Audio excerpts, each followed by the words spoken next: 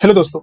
मान लीजिए कल स्कूल में आपका बहुत बड़ा एग्जाम है और आज रात अचानक आपको पता चल जाए कि कल पेपर में कौन से 5 सवाल आने वाले हैं, तो आप क्या करेंगे?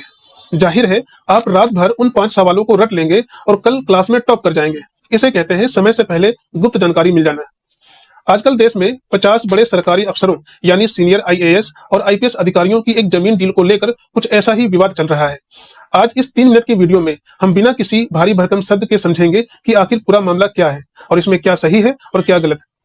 कहानी बहुत सिंपल है। साल 2022 भोपाल के एक छोटे से गांव में जहां सिर्फ सुनी खेत की जमीन थी, वहां देश के 50 बड़े सरकारी अफसर मिलकर 5 एकड़ की जमीन खरीदते हैं। जमीन की कीमत तय होती है 5.5 करोड़ रुपए।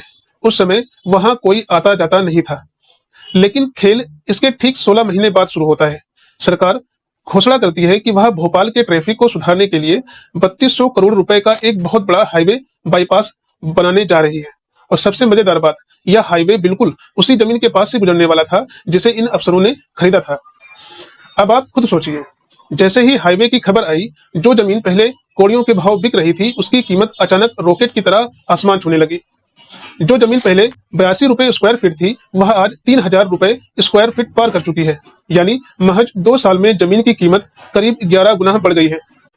अब आप कहेंगे कि अपनी कमाई से जमीन खरीदना तो अच्छी बात है, इसमें गलत क्या है? तो चलिए इसे क्रिकेट के उदाहरण से समझते हैं।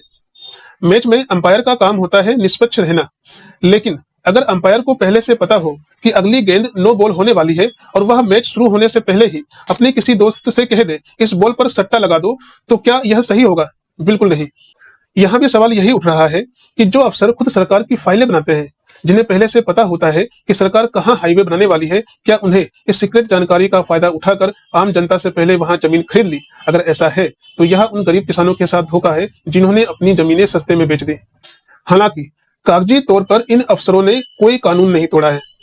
उन्होंने जमीन खरीदने के बाद सरकार को बकायदा लिखकर बताया था कि यह जमीन हमने खरीदी है, इसलिए किसी भी कोर्ट या पुलिस ने उन्हें दोषी नहीं माना है। लेकिन बात सिर्फ कानून की नहीं है, बात ईमानदारी और भरोसे की है। जिन अफसरों पर हम पूरे देश को चलाने का भरोसा करते हैं, अगर वो ही इस तरह जमीन के खेल में लग जाएंगे तो आम जनता का सिस्टम पर से भरोसा उठ जाएगा। आपको क्या लगता है, क्या यह सिर्फ एक इत्तेफाक था या पहले से प्लानिंग की गई थी?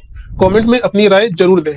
ऐसी ही आसान और सच्ची खबरों के लिए दीप राहुल शो को सब्सक्राइब करें।